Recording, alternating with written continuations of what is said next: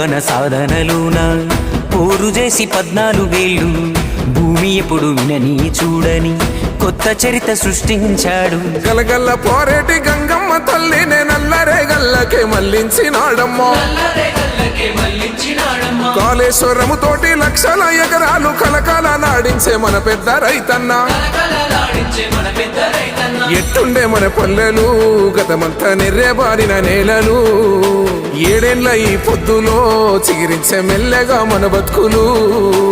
ఒక్క పలసని వాడు ఒక్కు గుండెల వాడు బందూకులా కదిలినాడు.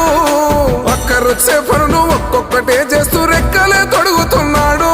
పేద తల్లి కంచంలోన పెరుగన్నమైనాడు. అందరినీ ప్రేమించే మన చంద్రశేఖరుడు.